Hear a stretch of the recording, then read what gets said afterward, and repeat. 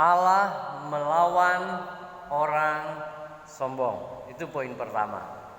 Dan ayat itu memang adalah kutipan dari Amsal yang di sana disebutkan bahwa Tuhan akan dolak-dalik kepada orang yang dolak-dalik. Tuhan juga melakukan berbelat-belit kepada orang yang berbelat-belit. Lantas rangkuman dari kata itu sebetulnya benar Yakobus merangkumnya bahwa bahasa mereka itu bahasa orang Ibrani, Amsal itu, bahwa Allah melawan orang sombong. Jadi itu terjemahan sangat sempurna. Yang kedua, tetapi mengasihani orang yang rendah hati. Ada dua tempat yang saling berlawanan, yang betul-betul menjadi perhatian kita sebagai orang yang mencari Tuhan. Ini menjadi dasar kita. Salah satu dasar yang paling kuat sebetulnya mencari Tuhan ada pada ayat ini, bahwa Allah melawan orang sombong, dan kasih karunia-Nya, kasihnya Dia mengasihi hanya kepada orang-orang yang rendah hati. Artinya bahwa apa yang kita lihat di dalam kedatangan kita ke dalam dunia secara natural, orang bangga dengan segala bawaan dirinya, yang ganteng merasa dia lebih dari orang yang bagi dia jelek, yang cantik merasa dia lebih bagi orang yang menurut dia lebih baik. Tetapi apapun alasannya, semua itu, yang kaya merasa lebih hebat daripada yang miskin.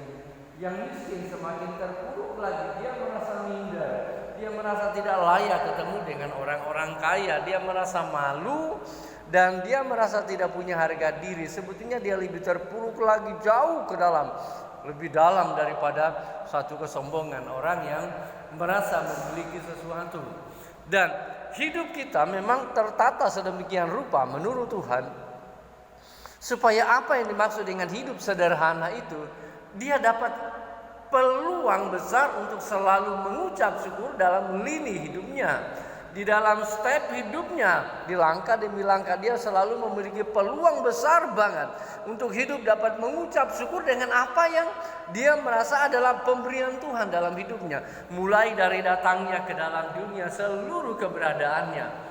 Kalau kita lihat orang-orang yang sudah bisa move on keluar dari persoalan-persoalan yang terlalu mendasar, orang-orang yang berkekurangan, orang-orang cacat, bagaimana mereka bisa keluar dari zona itu dan lebih percaya diri, dan hidup mereka malah jauh lebih baik daripada orang yang merasa mereka tidak punya cacat apa-apa. Mereka yang gak punya kaki, kadang hidupnya itu lebih mapan. Kenapa? Memang di sanalah pertolongan Tuhan itu adalah pada saat kita menemukan hidup kita dan kita mau jalani dengan sangat sederhana apa adanya, dan kemudian ucapan syukur itu muncul, dan selalu mengucap syukur oleh satu kesadaran bahwa hidup ini aku tidak mampu menjalani sendiri.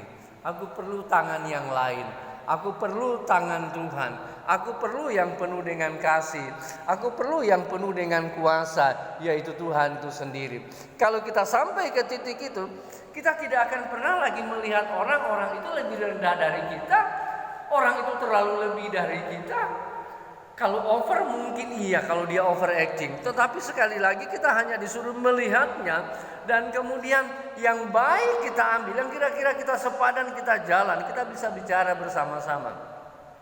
Karena ayat ini membawa kita untuk memahami sungguh-sungguh bahwa apa yang disebutkan Tuhan, bahwa kasihnya Tuhan hanya mengalir kepada orang-orang yang betul-betul menyadari kerendahan hati itu adalah satu-satunya jalan untuk beroleh kasih karunia Tuhan, dan tidak ada yang lain.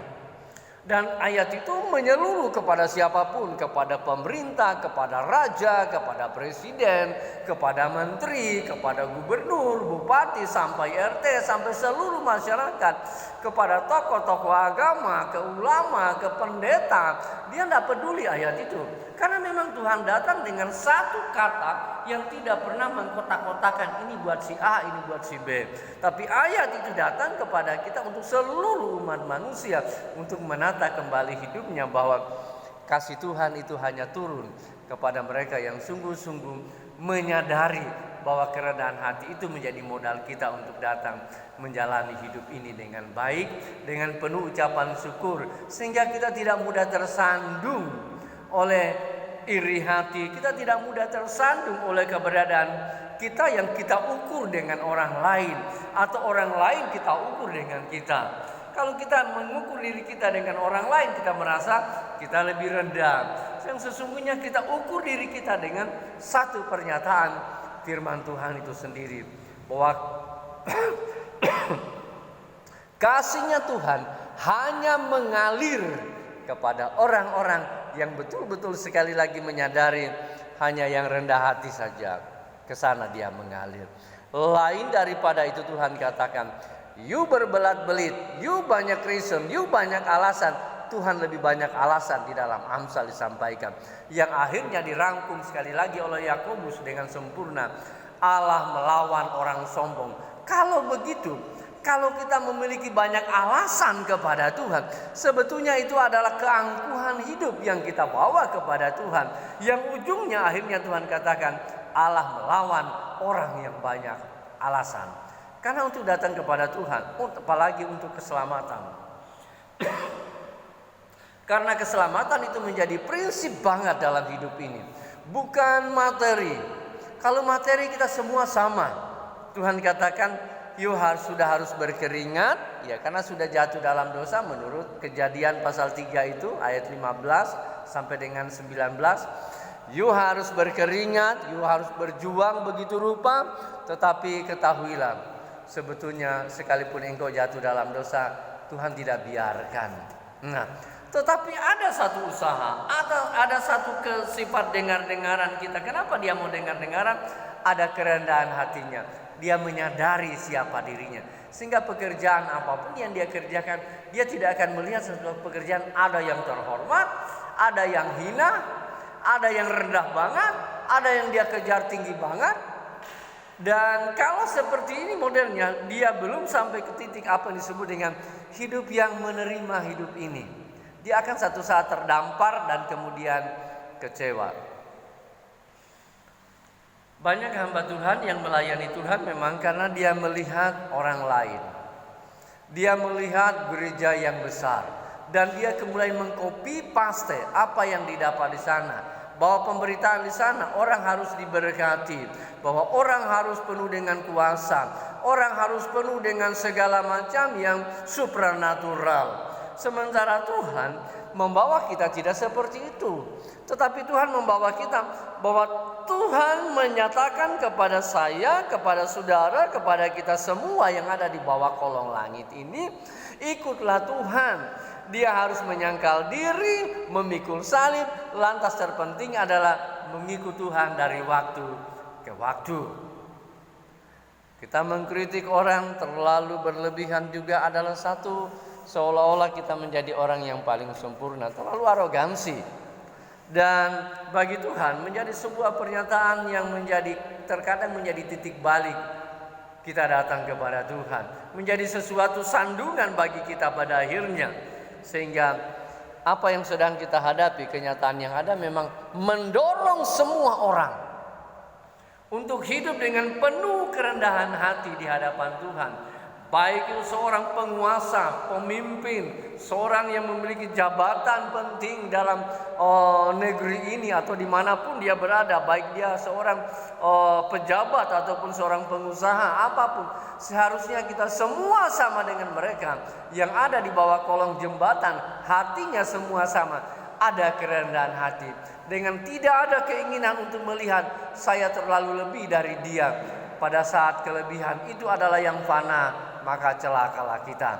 Kita tidak punya tempat di seberang sana. Tidak ada tempat orang kaya untuk masuk ke surga, dan tidak ada jalan juga bagi orang miskin untuk ke surga.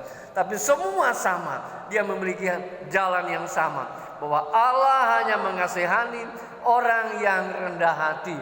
Dan ukuran rendah hati akhirnya kita mengukurnya dengan terminologi adalah pergerakan kehidupan kita di dalam memanifestasikan hidup ini, mengaplikasikan hidup ini di hari lepas hari terhadap orang lain. Sehingga kita betul-betul melihat hidup ini yang kita jalani sekali lagi hanya dengan ucapan syukur. Kita melihat orang lain, kita bisa mengucap syukur. Kita melihat si A, si B dengan segala perbedaan yang ada akan membuat kita sangat mengucap syukur.